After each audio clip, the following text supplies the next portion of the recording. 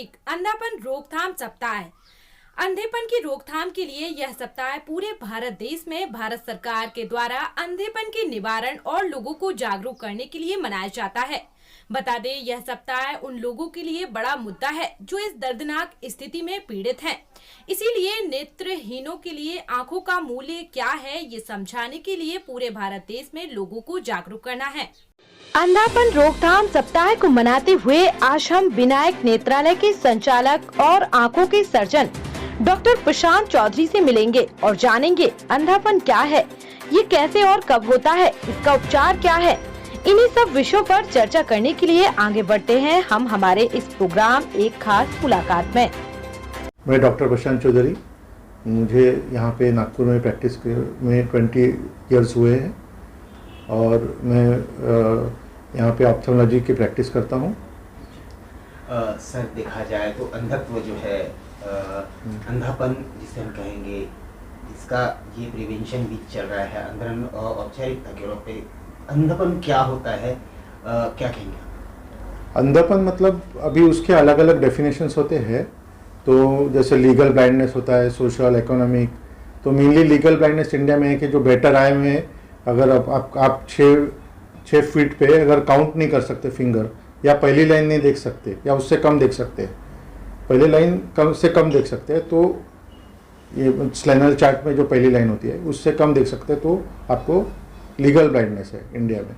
और full total blindness मतलब सिर्फ लाइट भी नहीं देखना, ये होता है। तो ये इसके बीच में फिर बाकी के टाइप के ब्लाइंडनेस आते हैं।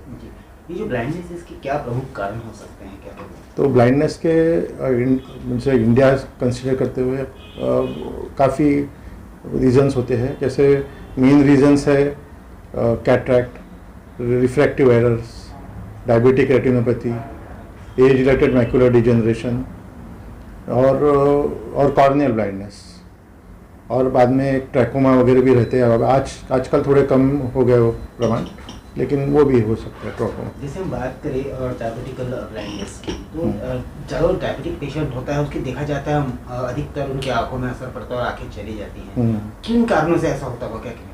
तो डायबिटीज से पूरे शरीर को असर करता है, तो आँख भी कोई छूटा नहीं है उससे। तो रेटिना में ज़्यादातर असर करता है। भले ही बाकी भी डिसीजेज जैसे कैटरैक्ट वगैरह बढ़ जाते हैं और ग्लूकोमा वगैरह बढ़ सकते हैं डायबिटीज़ में, बट रेटिना को मेनली अफेक्ट करता है। तो रेटिना में जो ब्लड वेसल्स है वो लीकी हो जाते हैं। लीकी मतलब वो उसमें से जो खून है वो ऐसा धब्बे समान दिखने लग जाता है रेटिना पे निकल के। तो और उसमें फिर येलो डिपॉजिट्स वगैरह, जिसको हम हार्ड एक्सुडेट्स बोलते हैं, वो भी जमा हो जाते हैं। तो उससे क्या हो जाता है कि विजन अफेक्ट होता है पेशेंट का, और विजन में उसके बहुत सारे प्रकार हो जाते हैं। मतलब एक ही प्रकार से नहीं होता है। जैसे एक तो खून जमा तो अगली पार्ट से हो जाता है, जो अगर पेशेंट का डायग्नोसिस पहले हुआ तो वो पता चलता है। लेट डायग्नोसिस में पेशेंट को कॉम्प्लिकेशंस हो सकते हैं डायबिटिक रेटिनोपैथी के, और विजन लॉस सीवियर हो सकता है। अगर हम बात करें मोतियाबिंदु की या काचबिंदु की, ये भी अंधत्व के प्रकार है क्या? हाँ, बिल्कुल है। और काचबिंदु तो प्रिवेंटेबल कॉज ऑफ ब्लाइंडनेस में आता है। डायबिटिक रेटिनोपैथी भी अगर ये भी प्रिवेंटेबल कॉज है। अगर डायबिटीज़ वाले ने पहले आप चेकअप कर लिए तो आँख बच सकती है। वैसे glaucoma is a silent thief, मतलब वो नज़र ऐसी चुरा लेता है, लेकिन पता देर से पता चलता है। जब तक पेशेंट को पता चलता है तब तक विजन लॉस हो चुका रहता है। तो इसमें क्या होता है कि प्रेशर बढ़ता है आँख का प्रेशर बढ़ने से ऑप्टिक नर्व पे असर आता है। ऑप्टिक नर्व पे असर आके और फिर नस में सूखने लगती है नस, तो उसको ग्लूकोमा बोलते हैं। तो ये अगर हर आदमी 40 के बाद में चेकअप करे इसके लिए प्रेशर का और ऑप्थेल्मिस का, तो ये पता चल सकता है ग्लूकोमा। और अर्लीस्ट और बाकी भी टाइप के ग्लूकोमा होते हैं जैसे, बट ये मेन ग्लूकोमा जो बोलते हैं साइलेंट थीफ, तो ये होता है। बाकी एंगल क्लोजर ग्लूकोमा और एक प्रकार होता है, मैं अब जो बताता हूँ ओपन एंगल की बात कर रहा था।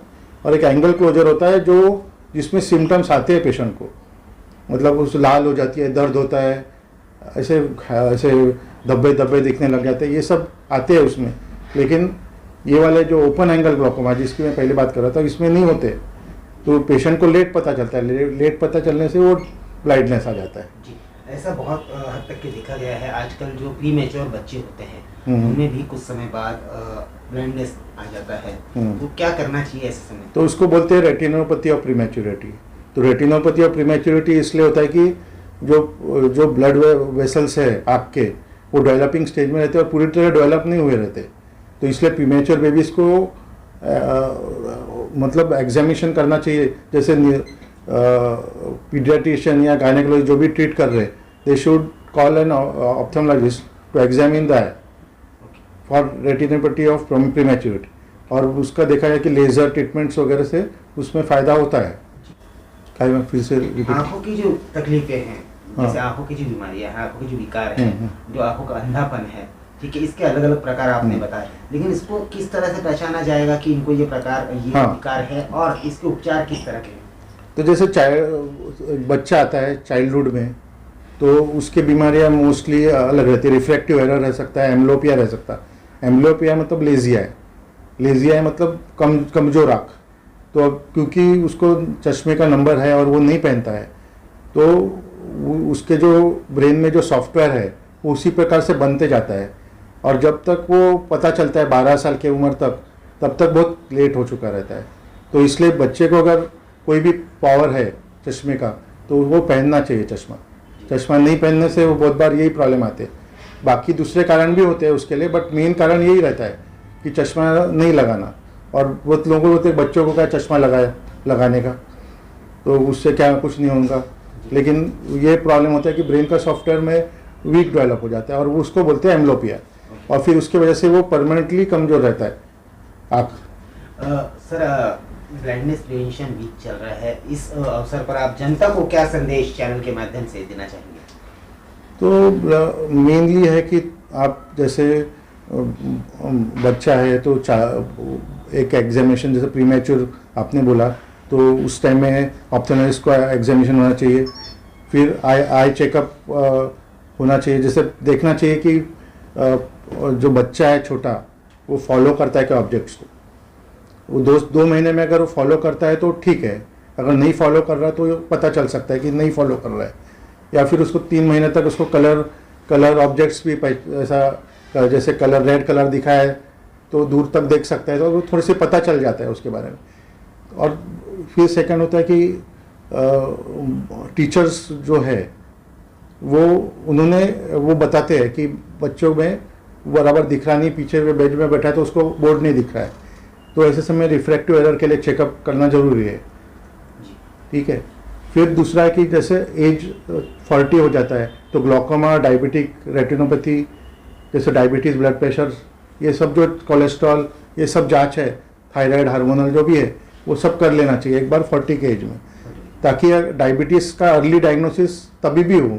बहुत बार ऐसा भी होता है कि डायबिटिक रेटिनोपैथी होने के बाद पेशेंट आता है चश्मे के नंबर के लिए और हम डिटेक्ट करते कि उसको डायबिटीज़ है करके, बिकॉज ऑफ डायबिटिक रेटिनोपैथी। तो ऐसा नहीं होना चाहिए, पहले डायग्नोसिस होना चाहिए, तो ये सब चीज़ें बच सकती है। और दूसरा है जैसे ट्रॉकोमा और ये बीमारियाँ, ये लो अनहाइजीनिक कंडीशंस की वजह से होती है, तो अनहाइजीनिक कंडीशंस के लिए तो अपन प्रिवेंट नहीं, बट वो जो ट्रॉकोमा डिसीज़ है जैसे सुरमा लगाना, काजल लगाना, इससे वो रैपिडली फैलता है। अगर हम विनायक आई केयर सेंटर की बात अगर करें तो यहाँ पे कौन कौन सी फैसिलिटीज़ अवेलेबल है? अगर कोई पेशेंट आता है तो उसको क्या क्या फैसिलिटीज़ यहाँ अवेलेबल है? तो यहाँ पे हमारे पास कैटरैक्ट, ग्लॉकोमा और ऑक्यूलोप्लास्टी, ये सब सर्जरीज होते हैं। रेटिना की सर्जरीज नहीं होती है, बट रेटिना का मेडिकल ट्रीटमेंट होता है।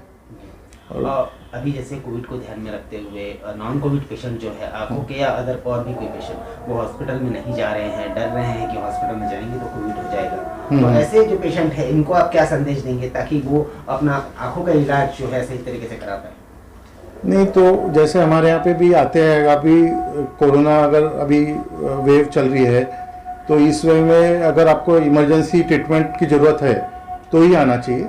और इमरजेंसी ट्रीटमेंट में हम फुल प्रिकॉशंस लेते हैं, जैसे हमारे यहाँ में मास्क लगाते हैं, स्लिट लैम्प पे हम ऐसे पेपर अलग लगाते हैं, स्पिरिट से एवरी क्लीन करते हैं, इवन लेंस हमारे सॉल्यूशन में हम डुबा के उसको पहनाते हैं। ऐसे इवन वो जो उसका जो फ्रेम है उसको भी हम वो सोडियम हाइपोक्लोराइड सॉल्यूशन में डुबा के फिर सुखा के यूज़ करते हैं।